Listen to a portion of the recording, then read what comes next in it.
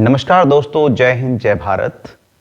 आजकल हम चर्चा कर रहे हैं विश्व के धर्म और पंथों की।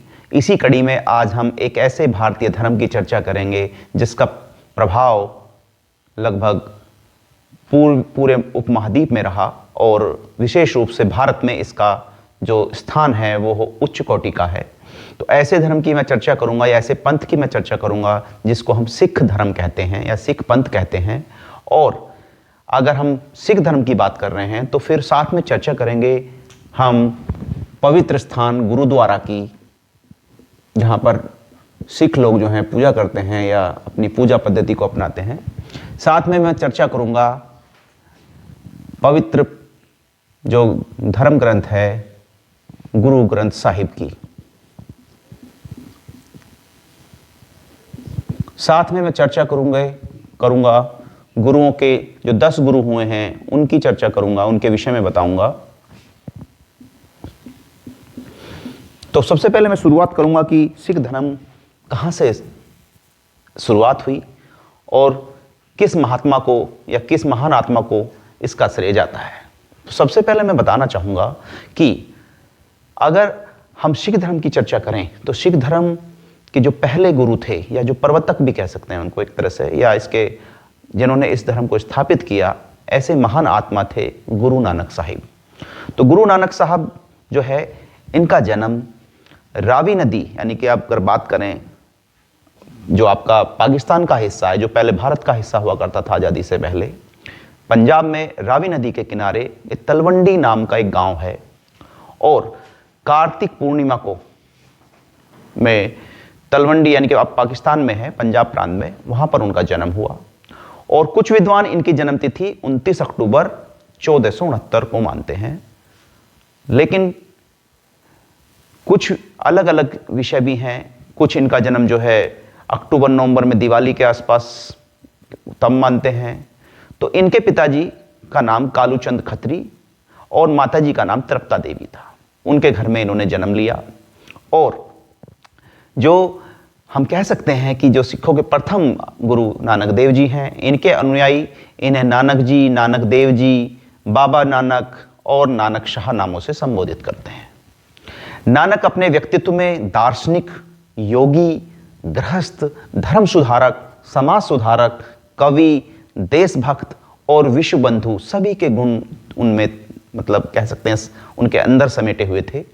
और इनका जन्म स्थान गुरुद्वारा ननकशाह साहिब पाकिस्तान, जो अभी वर्तमान में पाकिस्तान में है, और समाधि स्थल करतारपुर साहिब, ये भी पाकिस्तान में है इनका, जो जहाँ पे इन्होंने समाधि ली। तो अगर हम बात करें तलवंडी का जो नाम पड़ा आगे चल के वो ननकाना पड़ गया इनके नाम पे, नानक साहब के नाम पे तलवंडी का नाम ननकाना पड़ गया। और इनकी बहन भी थी एक जिनका नाम नानकी था। तो इनकी बहन का नाम नानकी था और इनके जो है इनके पिताजी मेहता कालूचंद खत्री और माता तृप्ता देवी बचपन से ही बहुत तीव्र बुद्धि के थे, बहुत ही जो है सांसारिक विषयों में उदासीन रहते थे और पढ़ने लिखने में इनका मन नहीं लगता था। 7-8 साल की उम्र में ही इन्होंने अपना विद्यालय छोड़ दिया और ये जो है भगवत प्राप्ति के संबंध में आगे जो है अपने अध्यापक से प्रश्न पूछते थे। बचपन से ही इनका जो है वो मतलब एक तरह से इनका जो व्यक्तित्व था वो कहीं ना कहीं जो है भगवान प्राप्ति के लिए इनके अंदर विचार पड़ गए।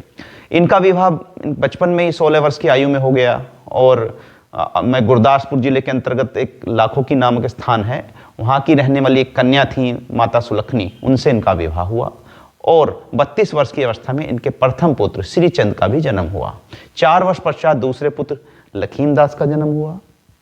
और उनके बाद आप 1507 में, लगभग 1507 में नानक अपने परिवार का भार अपने ससुर साहब पे छोड़ के जो है अपने शिष्य या अपने जो शिष्य थे और यानी कि उनके साथ ये जो है 4 साथियों के साथ यानी कि मर्दाना, लहना, बाला और रामदास, इन 4 साथियों को साथ लेकर ये तीर्थ यात्रा के लिए निकल पड़े। और जो है मतलब इन्होंने फिर जो है एक नए धर्म या नए पंथ की जो है इन्होंने स्थापना की, जिसे आज हम सिख धर्म कहते हैं। तो गुरु नानक जी का के बारे में अगर हम चर्चा नहीं करें तो ऐसा संभव नहीं है। अगर हम सिख धर्म की बात करते हैं और दर्शन की भी बात की उन्होंने, नानक देव जी सर्वेश्वरवादी थे। मूर्ति पूजा उन्होंने सनातन मत की पूर्ति के शैली में विपरीत एक परमात्मा की उपासना का एक अलग मार्ग जो है उन्होंने दिया। उन्होंने हिंदू पंथ के सुधार के लिए कार्य किए, साथ ही उन्होंने तत्कालिक राजनीतिक, धार्मिक और सामाजिक स्थितियों पर दृष्टि डाली। संत साहित्य में नानक देव जी उन संतों की श्रेणी में है जिन्होंने नारी को भी सम्मान दिया। तो यानी कि नानक देव जी एक दर्शन शास्त्री भी कह सकते हैं और हिंदी साहित्य से भी उनका बड़ा संबंध रहा। उनकी मृत्यु जो है, जीवन के अंतिम दिनों उनकी ख्याति बहुत बढ़ गई थी और उनके विचारों में भी परिवर्तन हुआ। स्वयं वे अपने परिवार वर्ग के साथ रहने लगे और मानवता की सेवा में समय व्यतीत करने लगे। ऐसा माना जाता है कि 22 सितंबर 1539 ईस्वी में उन्होंने परलोकवास किया और मृत्यु से पहले उन्होंने अपने शिष्य भाई लहना को अपने उत्तराधिकारी घोषित किया, जो बाद में गुरु अंगद देव के नाम से प्रसिद्ध हुए। तो ये है गुरु नानक जी की बात। और अगर हम सिख धर्म के बाद में बात करें तो भारत में सिख पंथ का एक अपना एक विशेष स्थान है, एक पवित्र एवं अनुपम स्थान है। सिखों के प्रथम गुरु नानक देव जी के बारे में मैंने चर्चा की और जो कुल 10 गुरु जो हैं इसके लिए इनका नाम मैं अभी लेना चाहूँगा। तो 10 गुरु हुए हैं महान गुरु, जिसमें पहले जय गुरु नानक देव जी और उसके बाद गुरु अंगद देव जी जो शिष्य थे गुरु नानक देव जी के, उनके बाद गुरु अमरदास जी, उनके बाद फिर गुरु रामदास जी, फिर गुरु अर्जन देव, गुरु हरगोविंद जी, गुरु हरिराय जी, गुरु हरिकिशन जी, फिर 9वें गुरु गुरु तेग बहादुर जी और 10वें गुरु गुरु गोविंद सिंह जी। तो मैं आपको बताना चाहूँगा, पहले गुरु हुए सिखों के गुरु नानक देव जी, दूसरे गुरु गुरु अंगद देव जी, तीसरे गुरु गुरु अमरदास जी, चौथे गुरु गुरु रामदास जी, 5वें गुरु गुरु अर्जुन देव जी, 6ठे गुरु गुरु हरगोविंद जी, 7वें गुरु गुरु हरराय जी, 8वें गुरु गुरु हरिकिशन जी, 9वें गुरु गुरु तेग बहादुर जी और 10वें गुरु गुरु गोविंद सिंह जी। तो जो है 10 गुरु हुए और इनमें कुछ शिष्य थे आपस में मतलब जैसे गुरु नानक जी देव जी के शिष्य अंगद देव जी थे। इसी तरह से जैसे गुरु गोविंद जी की बात करें तो वो गुरु तेग बहादुर जी के पुत्र थे। तो इनका कहीं संबंध रहा एक दूसरे से कहीं ना कहीं। तो ये 10 गुरु अगर हम बात करते हैं और इनकी अगर बात करें तो अगर हम बात करते हैं मतलब गुरु नानक देव जी से लेके और जो 1708 तक गुरु गोविंद सिंह जी की जो परंपरा रही, उस परंपरा में इन्होंने एक विशेष ज्ञान दिया समाज को। एक जो है बहुत ही इन लोगों ने एक नया कीर्तिमान स्थापित किया समाज को, देश को, और पूरे समाज के हित में इन गुरुओं ने कार्य किया और देश को ऊंचाइयों पर लेके गए। तब जो विखंडन था समाज में उसको भी इन्होंने दूर करने का कार्य किया, जाति प्रथा को खत्म करने का काम किया। तो सिख धर्म का बहुत ही एक विशेष स्थान रहा है भारतीय परंपरा में। और धार्मिक परंपराओं के अनुसार जो गुरु गोविंद सिंह जी के पंच प्यारे, वो बड़ा फेमस स्थान है, बड़ा फेमस नाम बात की जाती है। तो जो विभिन्न जातियों के लोगों ने सिख गुरुओं से दीक्षा ग्रहण कर खालसा पंथ को सजाया और पंच प्यारों ने गुरु गोविंद सिंह जी को अमृत देकर खालसे में शामिल किया। तो मतलब कुल मिलाकर 5 प्यारे जो हैं उनके बारे में मैं चर्चा करूंगा। अगर सिख धर्म की बात करें तो भारत में सिख पंथ का अपना एक पवित्र एवं अनुपम स्थान है और सेवा, परिश्रम, परोपकार, भाईचारे की दृढ़ नींव पर ही सिख धर्म की स्थापना हुई। और उदारवादी दृष्टिकोण से गुरु नानक देव जी ने सभी धर्मों की अच्छाइयों को सम्मानित किया। उनका मुख्य उपदेश था ईश्वर एक है, उसी ने सबको बनाया है। हिंदू मुसलमान सभी एक ही ईश्वर की संतान है और ईश्वर के लिए सभी समान हैं। ईश्वर के लिए कोई भेदभाव, ईश्वर की नज़र में कोई भेदभाव नहीं है। उन्होंने बताया कि ईश्वर सत्य है और मनुष्य को अच्छे कार्य करने चाहिए ताकि परमात्मा के दरबार में लज्जित ना होना पड़े, बेइज्जत ना होना पड़े। आप अच्छे कर्म करिए। तो यानी कि उन्होंने एक तरह से एक ज्ञान दिया समाज को कि मतलब आप जो है सदैव अच्छे कार्य करिए। और उसके बाद जो बाकी के गुरु हैं उन्होंने भी कहीं ना कहीं एक इसी तरह का जो है उस चीज़ को आगे बढ़ाया। तो ये परंपरा जो है, इस परंपरा की को ही मैं बहुत बड़ा इतिहास में भी बड़ा स्थान है। सिख पंथ का इतिहास, पंजाब का इतिहास, दक्षिण एशिया जो मौजूदा अभी पाकिस्तान और भारत की हम बात करते हैं, 16वीं सदी के सामाजिक राजनीतिक माहौल से बहुत मिलता जुलता है। दक्षिण एशिया पर मुगलिया जो सल्तनत थी, जो 1526 से लेकर 1707 तक, ज़्यादा उसका बड़ा विशेष स्थान रहा बाबर से लेकर और लगभग औरंगजेब तक, उसमें जो है लोगों के मानवाधिकार की हिफाजत हेतु सिखों ने बड़ा संघर्ष किया। उस समय की हुकूमत से भी सिख गुरुओं ने मुगलों के हाथों बलिदान दिए। इस क्रम में मुगलों के खिलाफ सिखों को फौजीकरण भी हुआ, यानी एक फौज बनाई। सिख जो फौजी थे उन्होंने जो है सिख धर्म के जो तहत जो फौज थी, उन्होंने देश की सुरक्षा के लिए लोगों को जो है एक उत्थान के लिए कार्य किया। और उसमें उसी क्रम में महाराजा रणजीत सिंह जो है हुकूमत के अधीन सिख साम्राज्य को एक ताकतवर साम्राज्य भी बनाया और ईसाइयों, मुसलमानों, हिंदुओं के लिए धार्मिक तौर पर सहनशील और धर्मनिरपेक्षता उन्होंने अपनाई। आमतौर पर सिख साम्राज्य की स्थापना सिख धर्म के राजनीतिक तल का शिखर माना जाता है। सिख साम्राज्य में कश्मीर, लद्दाख और जो अफगानिस्तान तक फैला हुआ था, हरि सिंह नलवा नाम के एक सेनापति थे, खालसा फौज जो मुख्य जनरल थे, उन्होंने खालसा पंथ का नेतृत्व करते हुए खैबर पख्तूनख्वा जो जगह है, खैबर पख्तूनख्वा जो एक पाकिस्तान का हिस्सा है, तो उसमें वहाँ तक उन्होंने जो है उसे पार किया और दर खैबर तक फतेह हासिल करके सिख साम्राज्य की सरहद को आगे बढ़ाया। तो कहने का मतलब ये है कि कहीं ना कहीं इस साम्राज्य को उन्होंने आगे बढ़ाने का काम किया। तो हरि सिंह नलवा जो खालसा फौज के मुख्य जनरल थे, मुख्य सेनापति थे, उन्होंने खालसा पंथ का नेतृत्व करते हुए खैबर पख्तून से पार होकर दर्रे खैबर तक उन्होंने जो है विजय हासिल की थी और सिख साम्राज्य की सरहद का विस्तार किया था। अगर ये रहा सिख साम्राज्य का कि सिख साम्राज्य ने मुगल सल्तनत और अंग्रेजों से भी कई युद्ध लड़े, जिनमें कुछ में विजय भी हासिल हुई, लेकिन संघर्ष जो रहा वो सिख धर्म के जो अनुयायी थे, जो सिख धर्म को मानने वाले लोग थे या उनसे जो जुड़े हुए लोग थे, उन्होंने इस देश के हित में कार्य किया। अगर हम बात करें गुरु गोविंद सिंह जी की, तो गुरु गोविंद सिंह जी 10वें गुरु थे और उन्होंने बहुत ऐसे कार्य किए जो आज तक पूरे भारत से लेके यानी कि पूरी दुनिया में जो है उनके हम किस्से पढ़ते हैं। सिखों के 10वें और अंतिम गुरु गोविंद सिंह जी गुरु तेग बहादुर जी के सुपुत्र थे और उनके बलिदान के उपरांत, उन्होंने बलिदान जो दिया था, 11 नवंबर सन 1675 को वे 10वें गुरु बने।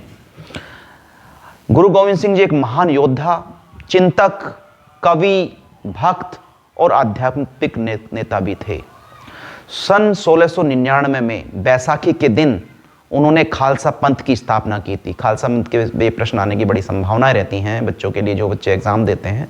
तो खालसा पंथ की स्थापना उन्होंने 1699 में बैसाखी के दिन जो है खालसा पंथ की स्थापना की, जो सिखों के इतिहास का सबसे महत्वपूर्ण दिन माना जाता है। गुरु गोविंद सिंह जी ने पवित्र ग्रंथ गुरु ग्रंथ साहिब को पूरा किया और उन्हें गुरु रूप में प्रतिष्ठित किया। ये प्रश्न आता है कई बार, यानी कि गुरु ग्रंथ साहिब को पूरा भी उन्होंने किया और गुरु रूप में उसको यानी कि उसके बाद कोई यानी कि गुरु जो माना जाने लगा वो गुरु ग्रंथ साहिब को माना जाए, यानी कि अंतिम गुरु थे वो एक तरह से। और उनके जीवन के विषय में भी जानकारी जो है वो बड़ी महत्वपूर्ण है, मिलती है इससे। और दसम ग्रंथ एक भाग है, दसम ग्रंथ जो है गुरु गोविंद सिंह जी की कृतियों के संकलन का एक नाम है। उन्होंने अन्याय, अत्याचार और पापों को खत्म करने के लिए, धर्म की रक्षा के लिए मुगलों के साथ लगभग 14 युद्ध लड़े। धर्म की रक्षा के लिए समस्त परिवार का बलिदान हुआ। उनके बच्चे जो है वो वीर गति को प्राप्त हुए और माँ गुजरी, जो माता गुजरी गुरु गोविंद सिंह जी की जो माता जी थी, उन्होंने भी अपना बलिदान दिया। तो विश्व की बलिदानी परंपरा में अद्वितीय होने के साथ साथ गुरु गोविंद सिंह जी महान लेखक, मौलिक चिंतक और संस्कृत सहित कई भाषाओं के ज्ञाता भी थे। ऐसे थे गुरु गोविंद सिंह जी, और उन्हें लोग संत सिपाही भी कहते हैं। तो गुरु गोविंद सिंह जी का इतिहास कभी भुलाने लायक नहीं है। इसे पूरा भारत के लोग इसको मानते हैं। और अगर हम उनके बारे में और चीज़ों की पढ़ें तो उन्होंने दूसरे लोगों की भी रक्षा की, कश्मीरियों की रक्षा की, उन्होंने लद्दाख के लोगों की रक्षा की, पूरे उत्तर भारत के लोगों की रक्षा की। जो उस टाइम मुगल सल्तनत का जो एक तरह से कह सकते हैं आप, जो एक तरह से आतताई शक्ति कह सकते हो, उनको पूरा विरोध उन्होंने किया। और 10वें गुरु बनने के बाद भी उनकी जो शिक्षा जारी रही। शिक्षा के अंतर उन्होंने पढ़ना लिखना, घुड़सवारी करना तथा सैन्य कौशल भी उन्होंने सीखे। गुरु गोविंद सिंह जी की 3 पत्नियां थीं और 21 जून 1677 को 10 साल की उम्र में उनका विवाह माता जीतो देवी के साथ हुआ था। और उनका आनंदपुर साहिब को छोड़कर जाना, फिर वापस आना, ये भी इतिहास में बड़ा लिखा हुआ है। खालसा पंथ की स्थापना मैंने बताया बैसाखी के दिन उन्होंने की थी। और उनके बारे में कहा जाता है कि सिख समुदाय की एक सभा में सबके सामने उन्होंने पूछा था कि कौन जो है अपना सर बलिदान के लिए देना चाहता है। तो उसी समय एक स्वयंसेवक जो था उनके सामने आया और राजी हो गया। फिर वो उसे जो है टेंट में लेके गए और उसके बाद वे कुछ समय बाद लौटे और खून से लगी एक तलवार को उन्होंने लोगों को दिखाया। उस भीड़ में से उन्होंने दोबारा वही सवाल पूछा कि भाई कौन तैयार है इसके लिए। फिर एक और व्यक्ति तैयार हुआ। इस तरह से 5 स्वयंसेवक तंबू के भीतर गए और हर बार वो तलवार को जो है मतलब उसमें खून लगा वो लोगों को दिखाते रहे। तो वो ही लोग जो ये गुरु गोविंद सिंह जी फिर कुछ समय बाद उन 5 स्वयंसेवकों को लेके आते हैं जो जीवित थे। और जब वो वापस लौटे तो उन्होंने 5 प्यारे का नाम दिया। तो यानी कि उन लोगों को 5 लोगों को उन्होंने 5 प्यारे का नाम दिया और या पहले खालसा का नाम दिया। और गुरु गोविंद सिंह जी ने एक लोहे का कटोरा लिया और उसमें पानी और चीनी मिलाकर दुधारी तलवार से घोल कर अमृत का नाम दिया। तो पहले 5 खालसा के बनाने के बाद उन्होंने 6वां जो खालसा था उसका नाम उन्होंने गुरु गोविंद राय से गुरु गोविंद सिंह तक रख दिया और 5 ककारों का महत्व खालसा के लिए समझाया। जैसे 5 जो ककार थे यानी कि 5 जो चीजें थी महत्व जो है इनका, केश, कंघा, कड़ा, कृपाण और कछेरा। तो ये 5 महत्वपूर्ण चीजें हैं। और उनके साहिबजादे जो छोटे साहिबजादे थे जोरावर सिंह और फतेह सिंह, उनको भी जो है उनका भी बलिदान हुआ। धर्म की रक्षा के लिए उनका जो है बलिदान हुआ। और उनके यानी कि उनके पूरे परिवार ने जो है इसमें पूरे परिवार ने बलिदान दिया यानी कि उस समय की जो समाज था उसके लिए और सिख धर्म के लिए। तो गुरु गोविंद सिंह जी की बहुत रचनाएं भी हैं, उन्होंने कई रचनाएं भी लिखी। और अगर हम बात करते हैं तो कुछ ये हैं जैसे जाप साहिब की बात करते हैं। तो जाप साहिब या जापू साहिब जो है 10वें ग्रंथ की एक प्रथम वाणी है। और उसके अकाल स्तुति उन्होंने जो है उनके बारे में चर्चा की जाती है। बचित्तर नाटक की बात की जाती है, चंडी चरित्र के बारे में बात की जाती है। तो इस तरह की जो है उन्होंने कई चीज़ें उनका जो है लेखन रहा। और अगर हम बात करें गुरु ग्रंथ साहिब की तो आदि ग्रंथ सिख समुदाय का प्रमुख धर्म ग्रंथ है। इन्हें गुरु ग्रंथ साहिब भी कहते हैं। इसका संपादन सिख समुदाय के 5वें गुरु श्री अर्जुन देव जी ने किया था।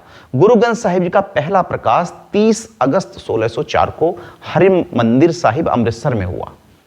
1705 में दमदमा साहिब में दशमेश पिता गुरु गोविंद सिंह जी ने गुरु तेग बहादुर जी के 116 शब्दों को जोड़कर इसको पूर्ण किया। और इसमें कुल 1430 पृष्ठ हैं। तो गुरु ग्रंथ साहिब जो है वो एक पवित्र ग्रंथ है सिख धर्म का। इसके बारे में भी जो है प्रश्न आने की संभावनाएं रहती हैं।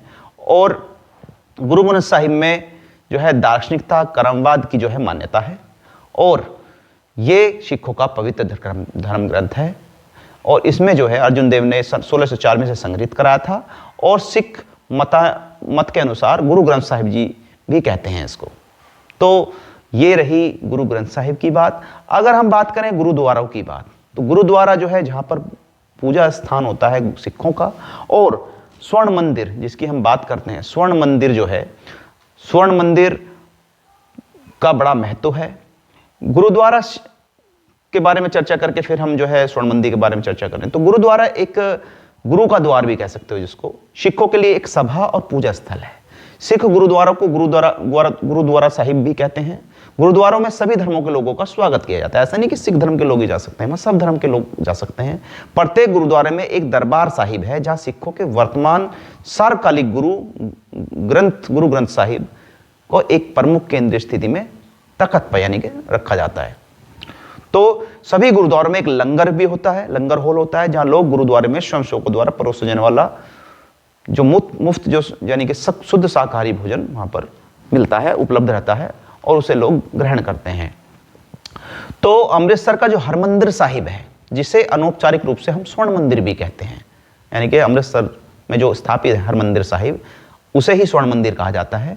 भारत में सब सिखों का सबसे पवित्र स्थान है, यानी कि पवित्र गुरुद्वारा है। और इसमें कई बार इसका इतिहास भी बड़ा, यानी कि अगर हम बात करें तो बड़ा लंबा इतिहास रहा है गुरुद्वारों का भी। तो ननकाना साहिब से लेके और अगर हम बात करें स्वर्ण मंदिर तक की, तो ये बहुत लंबा इतिहास रहा है। गुरुद्वारा की जो वास्तुकला है वो भी बड़ी फेमस रहती है, बड़ा उसका विशिष्ट स्थान है, आध्यात्मिक महत्व भी है उसका।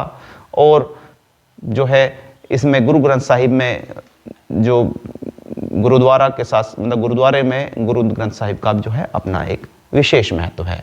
तो कहने का मतलब ये है कि जो आप सिख धर्म है वो एक ऐसा धर्म है जिसने समाज को साथ लेके और देश हित में कार्य किया। तो मुझे लगता है कि 10वें गुरु से लेके और 10वें गुरु के बारे में मैंने थोड़ा बताने का प्रयास किया। गुरु गोविंद सिंह जी के बारे में बताने का प्रयास किया, 10वें गुरु जो थे। गुरु ग्रंथ साहिब के बारे में मैंने बताने का प्रयास किया। मैंने पवित्र स्थान स्वर्ण मंदिर के बारे में बात किया, हरमंदिर साहिब के बारे में बात की। तो मुझे लगता है ये वीडियो आप लोगों को जरूर पसंद आएगा। आशा करता हूँ आप इसे जरूर पसंद करेंगे। तो मैं अगले वीडियो फिर लेके आऊँगा। तब तक के लिए आप लोगों से विदा लेना चाहूँगा। तब तक के लिए नमस्कार। जय हिंद, जय भारत।